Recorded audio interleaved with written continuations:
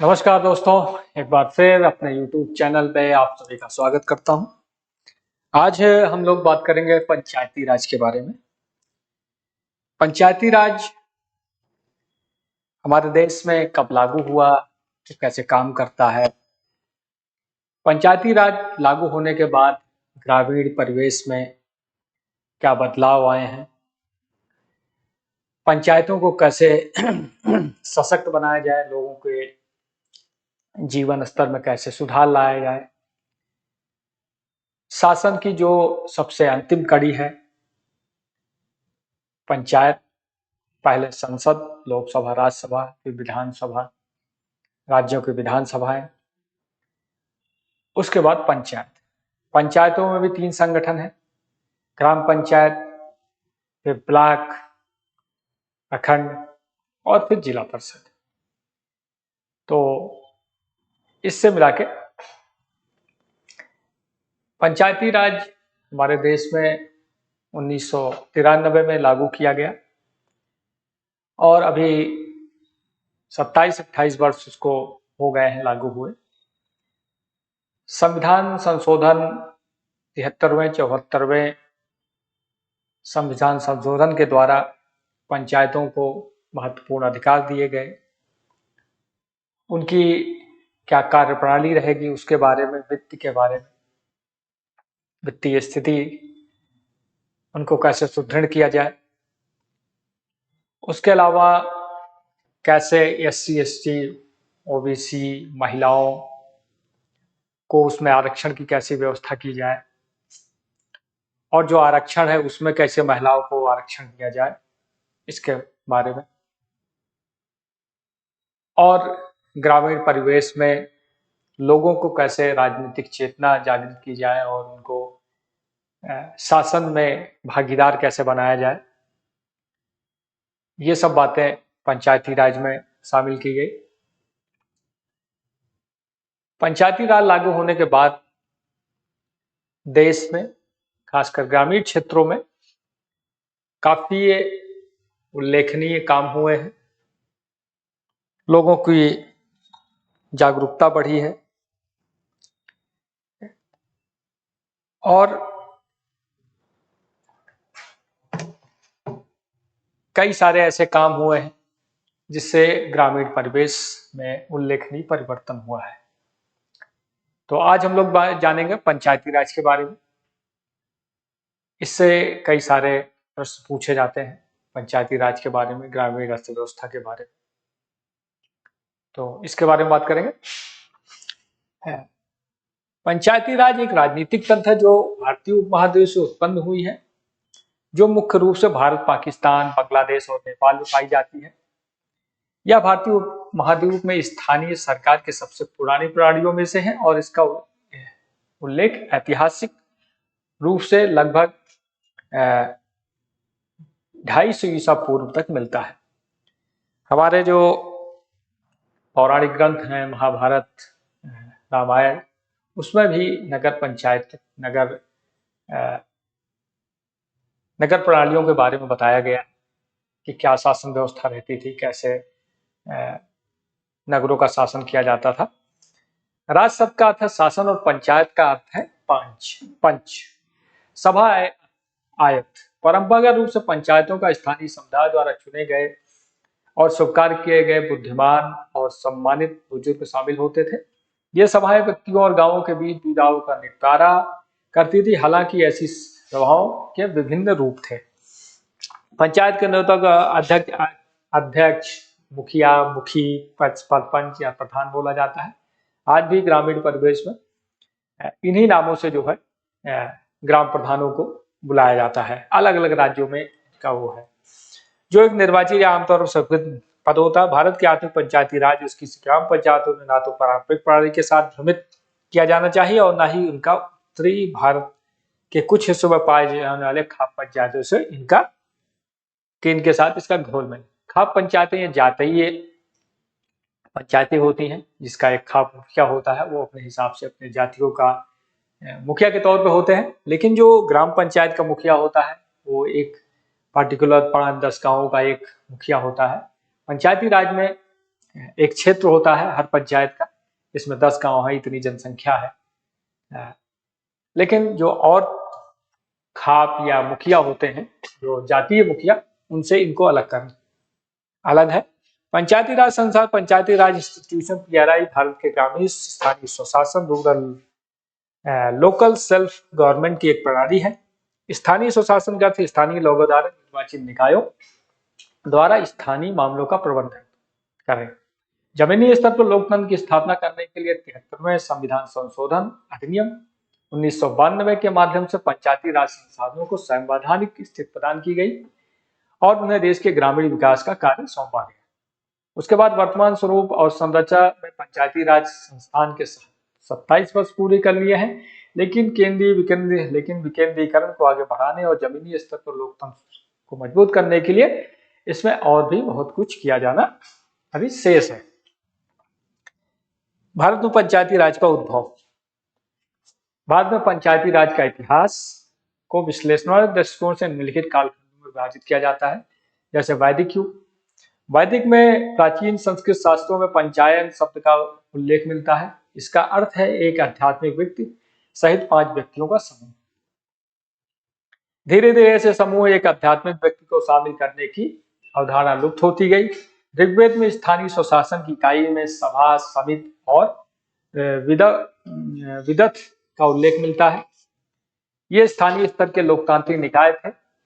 राजा कुछ कार्यों और निर्णयों के संबंध में निकायों की स्वीकृति प्रदान किया करते थे। यह वैदिक युग के समय होता था कि हर ग्राम में एक बौद्धिक जो बुद्धिमान लोग होते थे, वो उसके मुखिया टाइप में होते थे और उनके साथ एक गांव के ही 5 लोग, एक समिति होती थी जो ग्रामीण क्षेत्रों की जो समस्याएं होती थी, आपसी झगड़े या कोई वैसा समस्या उत्पन्न होती थी तो उसका निर्णय करते थे और कभी कभी राजा भी उनकी मदद लेते थे ग्रामीण क्षेत्रों में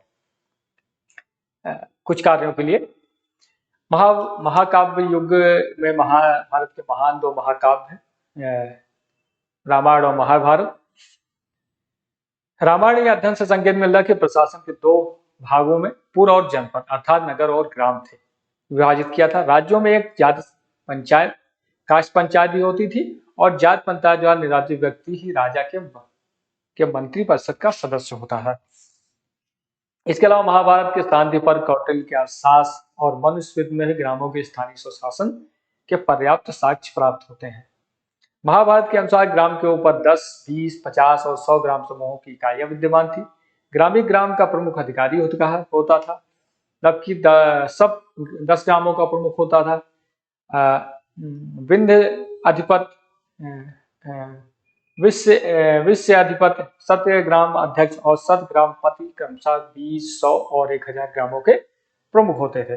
वे स्थानीय स्तर पर एक कार्य एकत्रित करते थे और अपने ग्रामों की रक्षा के लिए उत्तरदायी होते थे। तो ये हमारे वैदिक समय से ग्राम पंचायतों का कॉन्सेप्ट चला आ रहा है, जो अब आधुनिक युग में पंचायती राज के रूप में हमारे सामने है। प्राचीन काल में कौटिल्य के अर्थशास्त्र में ग्राम पंचायतों को उल्लेख मिलता है। जैसे नगर को पुर कहा जाता था और इसका प्रमुख नागरिक होता था। स्थानीय निकाय किसी भी राष्ट्रीय हस्तक्षेप से मुक्त थे। मौर्य और मरणोत्तर काल में भी ग्राम का मुखिया बौद्धों की एक परिषद की सहायता से ग्रामीण जीवन में एक महत्वपूर्ण भूमिका निर्वहन करते थे। यह प्रणाली गुप्त काल में बनी रही, यद्यपि नामकरण में कुछ परिवर्तन हुए। इस काल में जिला अधिकारी को विषय पति और ग्राम के प्रधान को ग्राम पद के रूप में जाना जाता था। इसी प्रकार प्राचीन काल में स्थानीय शासन की एक सुव्यवस्थित प्रणाली विद्यमान थी, जो परंपराओं और रीति रिवाजों के अनुसार निर्धारित रूपरेखा के अनुसार संचालित होती थी।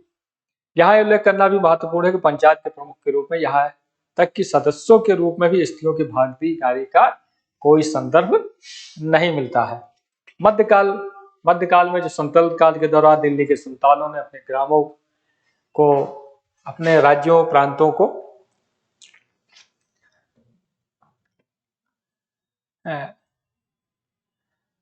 में विभाजित किया था, जिन्हें विलायत कहा जाता है। ग्राम के शासन के लिए 3 समूह अधिकारी होते थे। प्रशासन के लिए मुकद्दम, प्रशासन के लिए मुकद्दम, राजस्व संग्रहण के लिए पटवारी और पंचों की सहायता के विवादों के समाधान के लिए चौधरी। ये मध्यकाल में जब मुस्लिम शासक आए तो उन्होंने ये व्यवस्था लागू की। उसके बाद ग्रामों को स्वशासन के संबंध में अपने अधिकार क्षेत्र में भी पर्याप्त शक्तियां प्राप्त थी। मध्यकाल में मुगल शासन के तहत जातिवाद शासन की सामंतवादी प्रणाली ने धीरे धीरे ग्रामीण स्वशासन को नष्ट किया। यह पुनः यह उल्लेखनीय है कि ग्राम मध्यकाल में भी स्थानीय ग्राम स्वशासन में स्त्रियों की भागीदारी का उल्लेख प्राप्त नहीं होता है। तो मुगल शासन में उन्होंने अपने हिसाब से पटवारी, मुकद्दस और चौधरी इनकी नियुक्ति की। ये भी एक ग्राम शासन की इकाइयां के रूप में कार्य किया। उसके बाद ब्रिटिश काल, जब अंग्रेजों का समय आया तो ब्रिटिश शासन के अंदर ग्राम पंचायतों की सत्ता समाप्त हो गई और वो कमजोर हो गए। वर्ष 1870 में भारत में प्रतिनिधि स्थानीय संस्थाओं का उद्भव हुआ।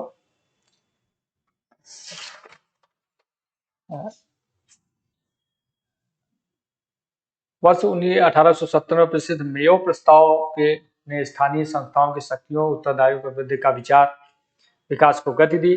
वर्ष 1970 में शहरी नगर पालिकाओं के निर्वाचन प्रतिनिधियों के अवधारणा को प्रस्तुत किया। वर्ष 1857 के विद्रोह में शाही वित्त पर भी भारी दबाव बनाया दिया था और स्थानीय सेवाओं को स्थानीय कराधान से वित्त पोषित करना आवश्यक माना गया। इस पर यह राजकोषीय मजबूती थी कि वित्त केंद्रीकरण पर लॉर्ड मेयो के प्रस्ताव को स्वीकार किया गया। मेयो द्वारा उठाए गए कदमों का अनुसरण करते हुए लॉर्ड पिपिन ने वर्ष 1882 में इन स्थानीय संस्थाओं को उनका अत्यंत आवश्यक लोकतांत्रिक ढांचा प्रदान किया। सभी बोर्डों जो उस समय अस्तित्व में थे, निर्वाचित गैर अधिकारियों के 2/3 बहुमत को अनिवार्य कर दिया गया और निकायों के अध्यक्ष को निर्वाचन गैर अधिकारियों से ही चुना जाना था। इसे भारत में स्थानीय स्वशासन का मैग्ना कार्टा भी कहा जाता है। तो अंग्रेजों द्वारा 1857 की गदर के बाद भारी दबाव में थे और फिर उन्होंने धीरे धीरे ग्राम पंचायतों को मजबूत करने के लिए कदम उठाए। इसके बाद वर्ष 1907 में स्थानीय स्वशासन संस्थाओं को CEH होब हाउस की अध्यक्षता में केंद्रीकरण का रॉयल के गठन का अत्यंत बल मिला। इस कमीशन आयोग ग्राम स्तर पर पंचायतों को महत्व को चिन्हित किया। इस पृष्ठभूमि में 1919 में मॉन्टेग्यू चेम्सफोर्ड सुधार ने स्थानीय सरकार के विषय को प्रांतों के अधिकार के क्षेत्र में स्थानांतरित किया। इस सुधार में अनुशंसा की गई कि जहां तक संभव स्थानीय निकायों के पास एक पूर्ण नियंत्रण की क्षमता होनी चाहिए और बाह्य नियंत्रण से उन्हें पूर्ण स्वतंत्र रखना चाहिए। इन पंचायतों के द्वारा ग्रामों को सीमित संख्या ही थी और उनके कार्य भी सीमित है। संगठन और राजकोषीय बाधाओं के कारण ग्रामीण स्तर पर स्थानीय शासन की लोकतांत्रिक और जीवन संस्थाओं के रूप में परिणत नहीं हो सकी, क्योंकि कोई भी संस्था जब तक वित्त के मामले में स्वावलंबी नहीं होगी तब तक कोई भी संस्था बहुत ज्यादा दिन तक चल नहीं सकती। उसके बाद फिर 1925 तक 8 प्रांतों में पंचायत नियमों को पारित कर लिया और 1926 तक 6 देशी रियासतों ने भी अपने पंचायत कानून पारित किए। स्थानीय निकायों को अधिक शक्तियां दी गई और करारोपण के अधिकार को भी कम कर दिया गया, लेकिन इससे स्थानीय सुशासन की संस्थाओं की स्थिति में कोई विशेष परिवर्तन नहीं हुआ। इसके बाद स्वतंत्रता के बाद केवल संविधान के अनुच्छेद 40 में पंचायतों का उल्लेख किया गया है। अनुच्छेद 246 के माध्यम से स्थानीय स्वशासन से संबंधित किसी भी विषय के संबंध में कानून बनाने का अधिकार राज्य विधानमंडलों को मिला हुआ है, लेकिन संविधान में पंचायतों के समावेशन को तत्कालिक नियंताओं की सम्मति प्राप्त नहीं हुई और उसका सबसे बड़ा विरोध स्वयं संविधान निर्माता भीमराव अम्बेडकर ने उस समय किया था। ग्राम पंचायतों को समर्थन और विद्रोह के बीच अत्यधिक विवाद का अंतर पंचायतों को संविधान में स्थान मिला और इन्हें राज्य के नीतिक सिद्धांत के अंतर्गत अनुच्छेद 40 में शामिल किया गया। क्योंकि नीति निर्देशक सिद्धांत बाध्यकारी सिद्धांत नहीं है संविधान में, परिणाम स्वरूप पूरे देश में निकायों के लिए सार्वभौम एक समान संरचना का अभाव रहा।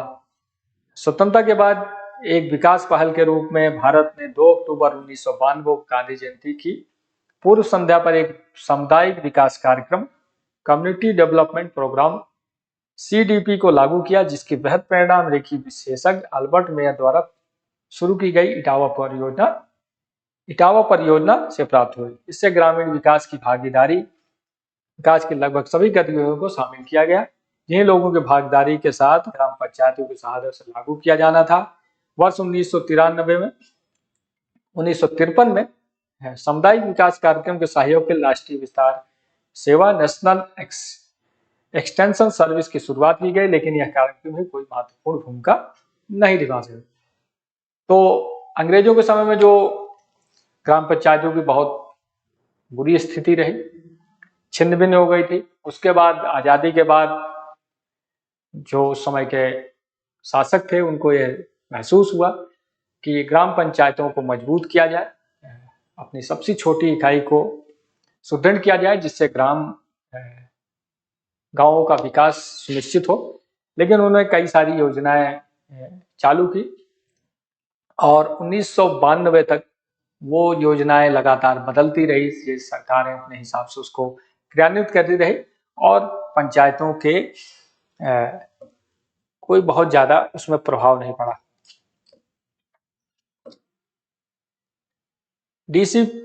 CDP की विफलता के कई कारण जैसे नौकरशाही की बाधाएं, अत्यंत राजनीतिक लोगों की भागीदारी में कमी, प्रशिक्षण योग्य कर्मचारियों की कमी और विशेष रूप से CDP को लागू करने में ग्राम पंचायतों से स्थायी निकायों की रुचि का अभाव रहा है। वर्ष 1957 में राष्ट्रीय विकास परिषद नेशनल डेवलपमेंट काउंसिल के समुदाय विकास कार्यक्रम के कार्यकरण का विचार करने हो बलवंत राय मेहता की अध्यक्षता में एक समिति का गठन किया। समिति ने पाया कि CDP की विफलता का एक प्रमुख कारण लोगों की भागीदारी की कमी होना है। समिति ने त्रिस्तरीय पंचायती राज संस्थाओं का सुझाव दिया। ये बलवंत राय मेहता की जो कमेटी गठित की गई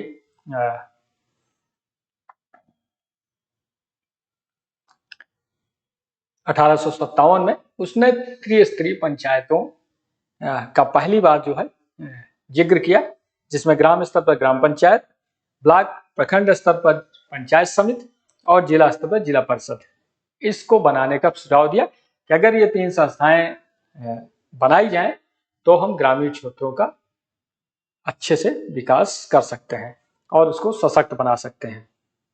लोकतांत्रिक विकेंद्रीकरण की योजना सर्वप्रथम 2 अक्टूबर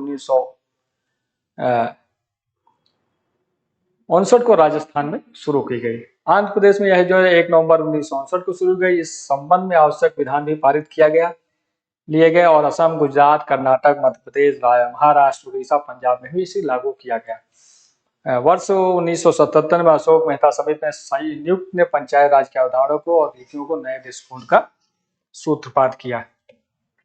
बलवंत मेहता ने जब अपनी रिपोर्ट सौंपी तो उसके बाद त्रिस्तरीय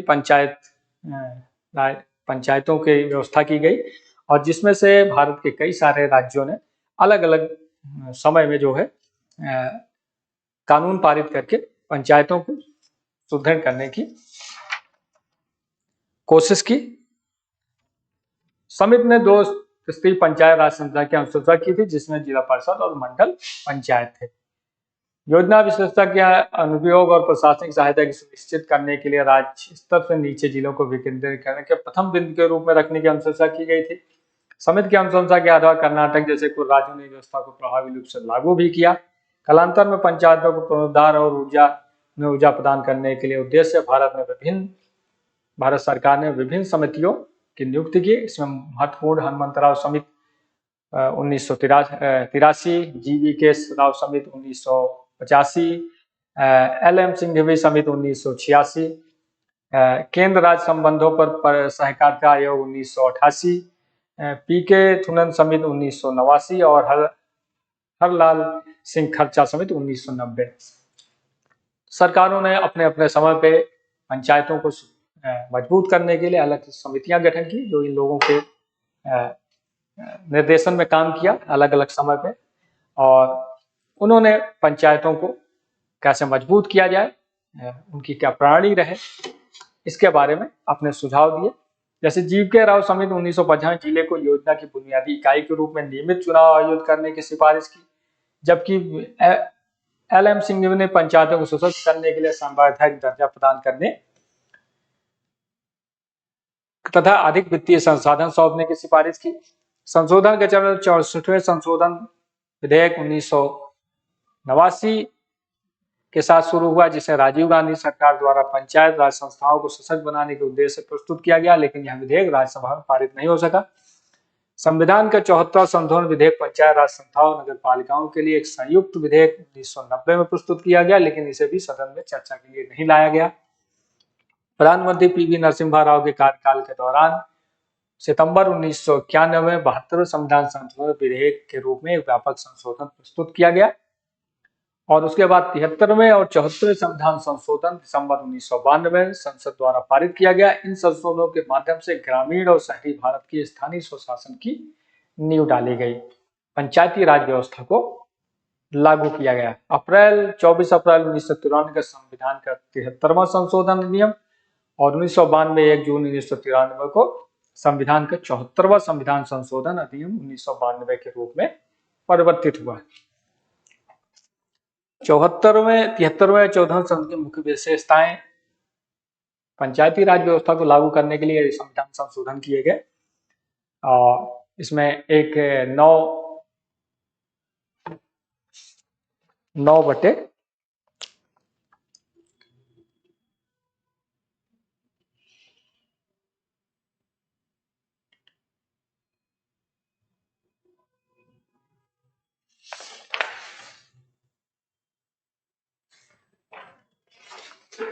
9/A को जोड़ा गया। 73-14 संशोधन में पंचायतों को मजबूत करने के लिए उन्होंने प्रमुख विशेषताएं हैं। इन संशोधनों में संविधान के 2 नए भागों को शामिल किया गया। भाग 9 पंचायत, जिसने 73वें संविधान संशोधन जोड़ा गया, और भाग 9A जिसे 73वें संविधान द्वारा जोड़ा गया।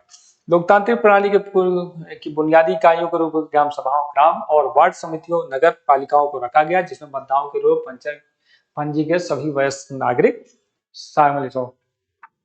उन राज्यों को छोड़कर जिनकी संख्या 20 लाख से कम हो, ग्राम, मध्यवर्ती प्रखंड, तालुका, मंडल और जिला स्तरों पर पंचायतों की त्रिस्तरीय प्रणाली लागू की गई। अनुच्छेद 243B सभी स्तरों पर सीटों को प्रत्यक्ष निर्वाचन द्वारा भरा जाना चाहिए।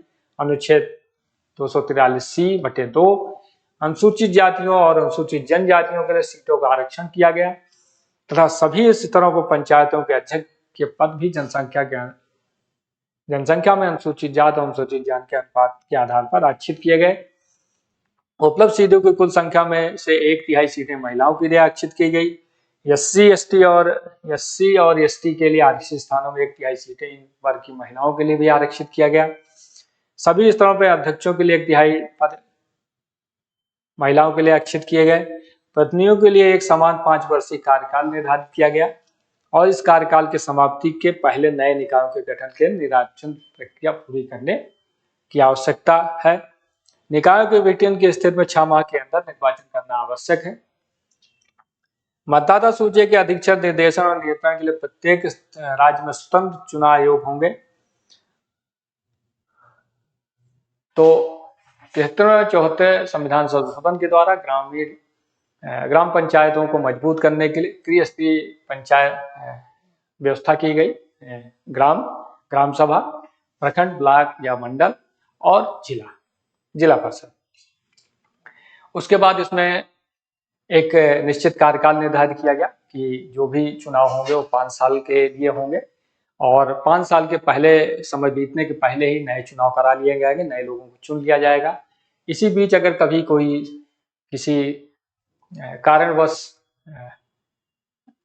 5 वर्ष के पहले किसी जगह पे जो चुन के आया है वो उसकी मृत्यु हो जाती है या त्यागपत्र देता है, कोई कारणवश हो जाए, तो 6 महीने के अंदर नए चुनाव कराने होंगे। इसके अलावा उनको वित्तीय सहायता के लिए राज्य सरकारों और केंद्र सरकार की तरफ से उनको वित्तीय सहायता प्रदान करने की व्यवस्था की जानी चाहिए। SC ST और को आरक्षण की व्यवस्था की गई। 33% SC ST और OBC मिला के 49% आरक्षण है और इन आरक्षणों में महिलाओं की भी भागीदारी सुनिश्चित करने के 33% आरक्षण दिया गया, जिसमें सामान्य और जो SC ST और OBC की जो सीटें निर्धारित होंगी उसमें भी महिलाओं को 33% आरक्षण दिया जाएगा। तो और उसके चुनाव करवाने के लिए एक स्वतंत्र निर्वाचन आयोग का गठन, राज्य निर्वाचन आयोग का गठन किया जाएगा, जो चुनावी प्रक्रिया को संपन्न कराएगा स्वतंत्र रूप से। इसके अलावा विकास और सामाजिक न्याय के लिए योजनाएं तैयार करने और इन योजनाओं इनके अंतर्गत योजनाएं भी शामिल है जो ग्रामीण अनुसूचियों में सूची उद्देश्यों के संबंध में है, जो क्रियान्वित करने के लिए ये पंचायतों को शक्ति और प्राधिकरण प्रदान करने के लिए राज्य विधानमंडल विधि बना सकेगा। पंचायतों और नगर पालिकाओं द्वारा तैयार की गई योजनाओं को समेकित करने के लिए 74 संशोधन में जिला योजना समिति डिस्ट्रिक्ट प्लानिंग कमीशन का प्रावधान किया गया। डिस्ट्रिक्ट प्लानिंग कमीशन ही पंचायतों को धन आवंटन करता है। राज्य सरकारों को बजटीय आवंटन कुछ करों के राजस्व की साझेदारी, करों का संग्रहण और राजस्व का अवधारण, केंद्र सरकार के कार्यक्रम अनुदान, केंद्रीय वित्त आयोग के अनुदान आदि से संबंधित उपबंध किए गए। पंचायतों को धन का कैसे मिलेगा, तो उसमें डिस्ट्रिक्ट प्लानिंग कमीशन जो होता है वो धन आवंटित करता है। कुछ ग्राम पंचायतें अपने योजनाएं बनाती हैं, कुछ किसी चीज को लागू करना है, किसी चीज को बनाना है तो अपनी रिपोर्ट प्रस्तुत करती हैं, उसमें धन आवंटित होता है। उसके बाद राज्य सरकार ने प्लानिंग कमीशन, योजना आयोग जो होता है अब नीति आयोग है, और केंद्र सरकार बजटीय प्रदान करता है जो ग्राम पंचायतों को समय समय पर मिलता है और उससे वो अपने विकास कार्य करते हैं। प्रत्येक राज्य में एक वित्त आयोग का गठन करना ताकि उन सिद्धांतों का निर्धारण किया जा सके जिनके आधार पर पंचायतों और नगर पालिकाओं के लिए पर्याप्त वित्तीय संसाधनों की उपलब्धता सुनिश्चित हो सके। संविधान की 11वीं अनुसूची पंचायती राज निकायों के दायरे में 29 कार्यों को शामिल किया गया है। निम्नलिखित क्षेत्रों को सामाजिक, सांस्कृतिक और प्राथमिक कारणों के कारण अधिनियम में प्रवर्तन से छूट दी गई है, जैसे आंध्र प्रदेश, बिहार, गुजरात, हिमाचल प्रदेश, मध्य प्रदेश, महाराष्ट्र, उड़ीसा, राजस्थान राज्यों में 5वीं अनुसूची के तहत सूचीबद्ध अनुसूचित क्षेत्रों को इससे छूट मिली हुई है। नागालैंड, मेघालय और मिजोरम राज्य हैं। पश्चिम बंगाल में दार्जिलिंग के पहाड़ी जिलों इस क्षेत्र जिनके जिले दार्जिलिंग गोरखा हिल काउंसिल में मौजूद है, इनको इससे छूट मिली हुई है। संविधान संशोधन अधिनियम के प्रावधानों के अनुसार भारत सरकार ने पंचायतों के प्रावधान अनुसूचित क्षेत्रों पर विस्तार अधिनियम 1996 द्वारा पारित किया गया है। पंचायती राज संस्थाओं का मूल्यांकन।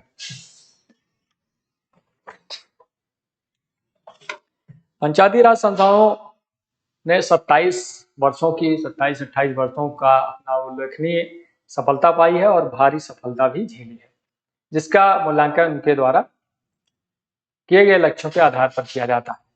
जहां पंचायती राज संस्थाएं जमीनी स्तर पर सरकार तथा राजनीतिक प्रतिनिधित्व के एक और स्तर के निर्माण में सफल नहीं है, वहीं बेहतर प्रशासन प्रदान करने में वो विफल नहीं है।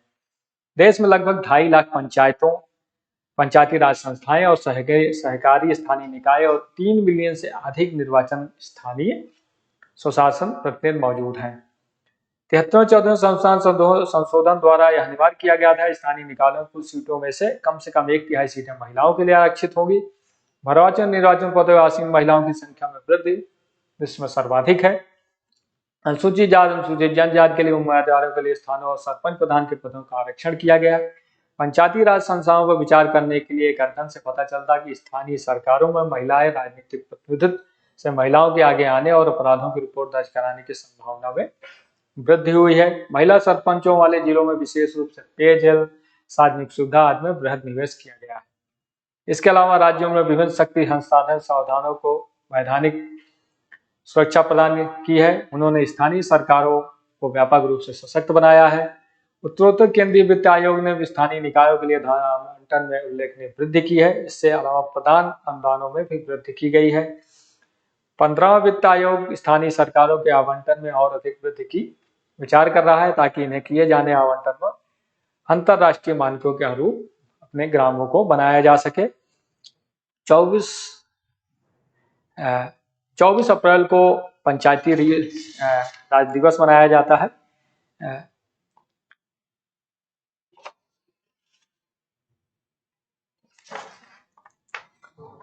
तो पंचायती राज लागू होने के बाद इसका जो मूल्यांकन किया जाता है, इसमें ग्राम पंचायतों की स्थिति में तो सुधार हुआ है। पेयजल की व्यवस्था, शौचालय, सड़क निर्माण, नाली खरिंजा, और उसके अलावा महिलाओं को इसमें समुचित भागीदारी मिल रही है। लेकिन कहीं ना कहीं देखते हैं कि अगर भ्रष्टाचार सबसे बड़ी समस्या है।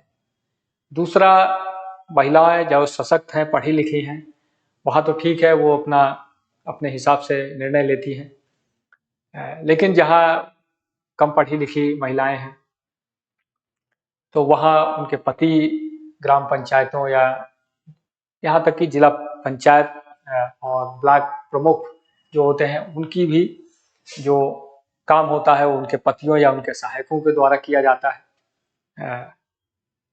इसके अलावा भ्रष्टाचार सबसे बड़ी समस्या है। उसके अलावा उनकी नियमित बैठकें नहीं हो पाती हैं। नियमित बैठकें अगर हो भी रही हैं तो उसमें क्या कार्यक्रम होंगे, क्या नीतियां बनानी है, इस पे जानकारी का अभाव होता है। तो ये सब भी चीजें इसमें है। इसके अलावा और जो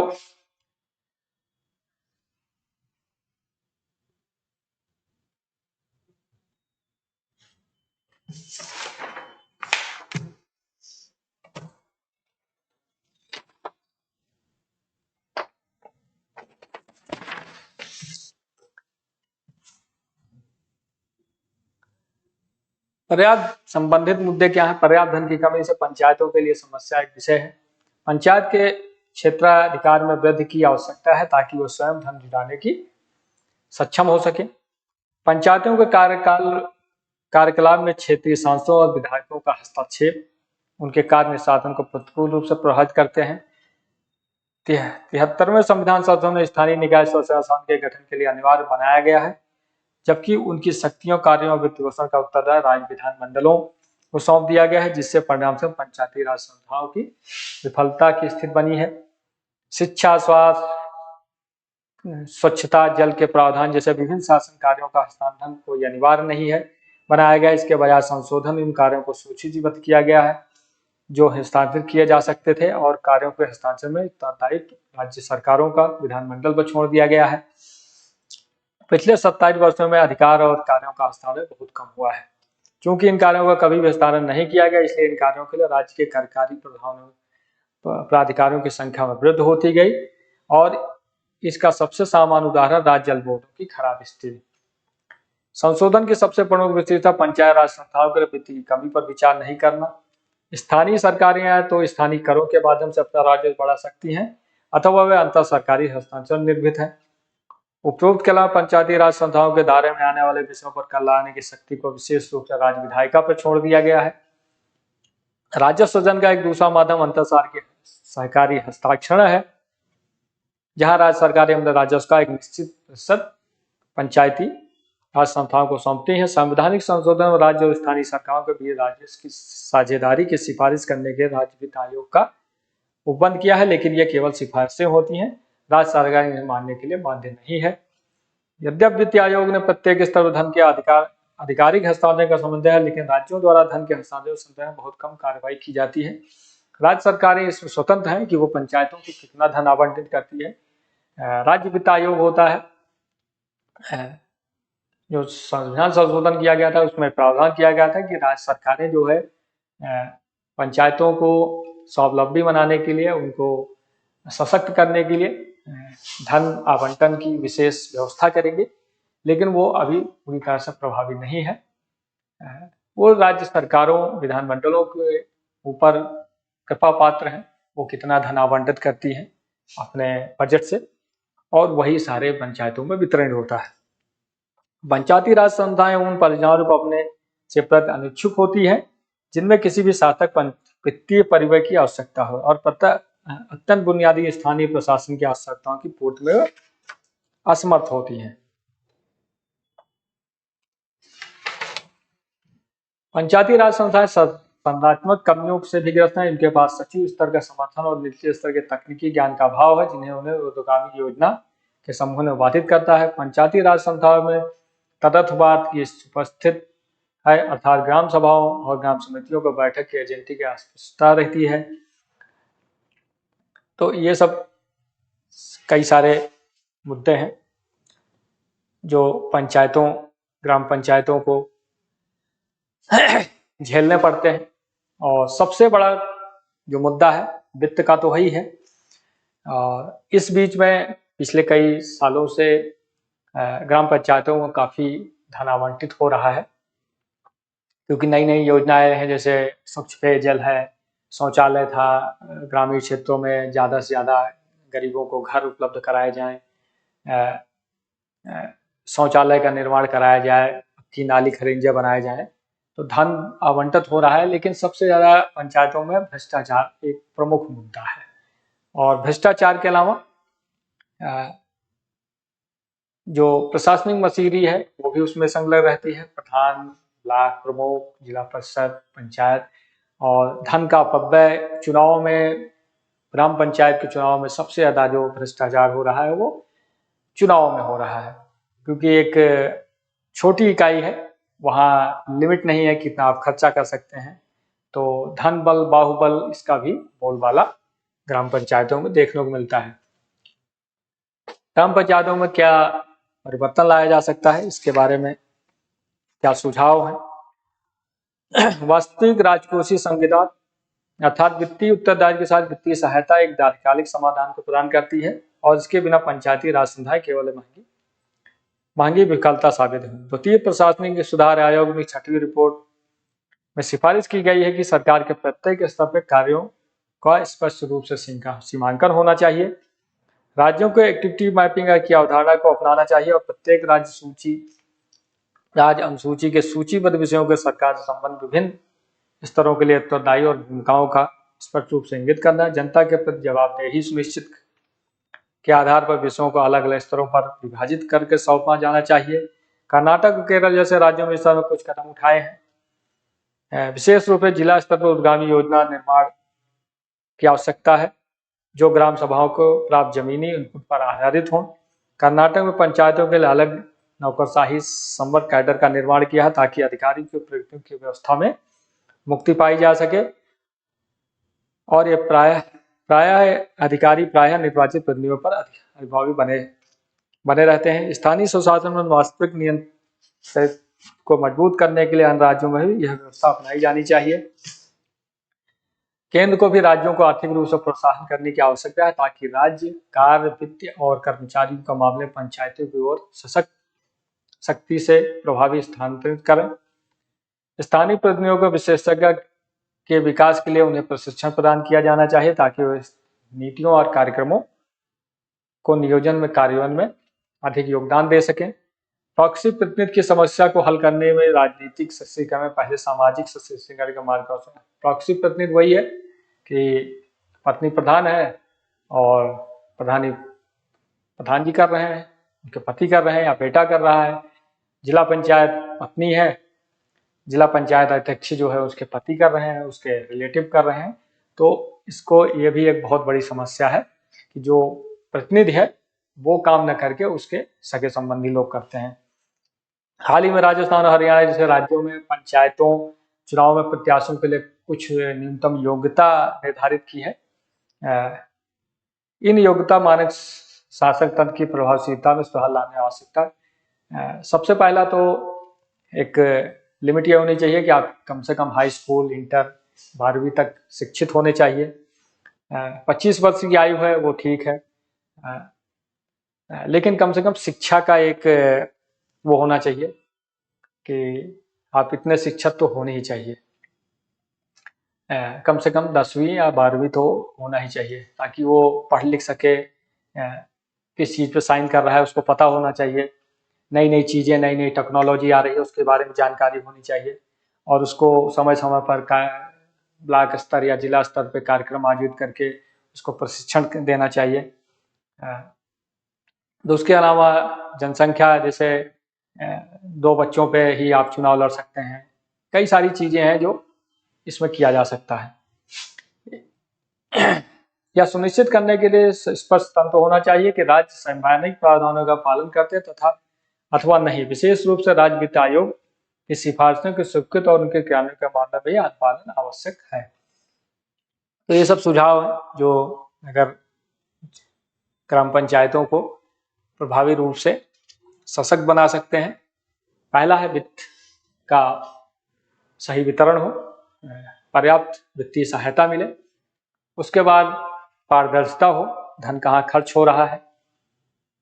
हर ग्राम सभा में एक सचिव स्तर का अधिकारी हो, है लेकिन एक एक सचिव के पास 3-3, 4-4 ग्राम सभा होती है, ये भी देखने में आता है। तो सचिव स्तर हो जो प्रधान को सहायता करे, या ब्लॉक प्रमुख या जिला जो है उनको सही सलाह दे उनकी।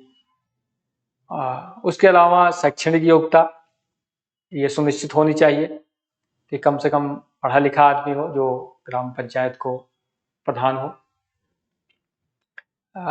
और भ्रष्टाचार पर पर्याप्त रोक लगानी चाहिए, और जो ये भाई भतीजावाद है और बाहुबल और धन बल पे भी प्रभावी रोक लगानी चाहिए, जिससे जो अच्छे लोग हैं, जो पढ़े लिखे लोग हैं, जो राजनीति में आना चाहते हैं, वो आगे आ सकें। आगे की राह सामुदायिक सहकारी और अन्य विकासात्मक योजनाओं के माध्यम से प्रभावी संलग्नता द्वारा सामाजिक आर्थिक और स्वास्थ्य समिति में सुधार लाकर ग्रामीण लाभार्थियों के जीवन में एक समग्र परिवर्तन लाना इस समय की तत्कालिक आवश्यकता है। सरकार को लोकतांत्रिक सामाजिक समावेशन और सहकारी संघवाद के हित में उपचारात्मक कार्रवाई करनी चाहिए। स्थानीय विकेंद्रीकरण और समन्वय के लिए जनता की मांग को विकेंद्रीकरण के एजेंडे पर केंद्रित होना चाहिए। विकेंद्रीकरण की मांग को समायोजित करने के लिए एक ढांचे के विकास की आवश्यकता है। कार्य समानुदेशन में स्पष्टता होना चाहिए और स्थानीय सरकारों के पास वित्त के स्पष्ट और स्वतंत्र स्रोत होने चाहिए।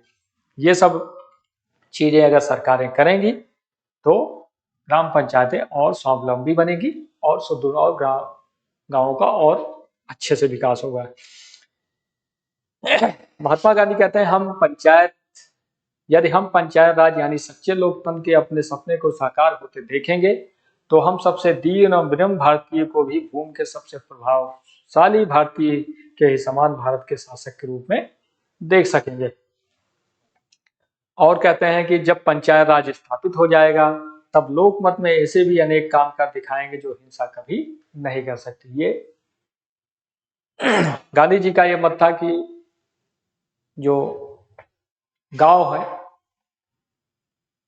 जो हमारी पहली सीढ़ी है, वो सशक्त होगी तो देश में, अगर गांव सशक्त होगा तो जिला सशक्त होगा, जिला सशक्त होगा तो राज्य सशक्त होगा, और राज्य सशक्त होगा तो देश सशक्त होगा।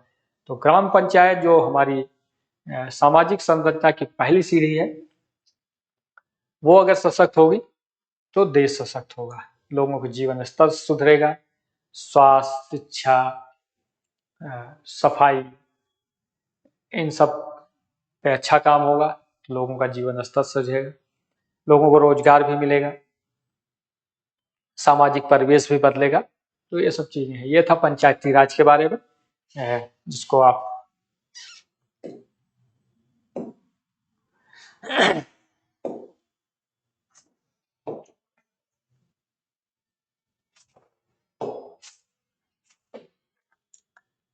पंचायती राज कब लागू हुआ, हमारी क्या उसमें व्यवस्थाएं हैं, ग्राम सभाओं को, ग्रामीण इकाई को कैसे मजबूत किया जाए, इसको कैसे स्वावलंबी बनाया जाए, और कैसे देश की विकास में अपना सहयोग कर सकें, लोगों का जीवन स्तर कैसे आगे बढ़ा सकें, इन सब के बारे में था।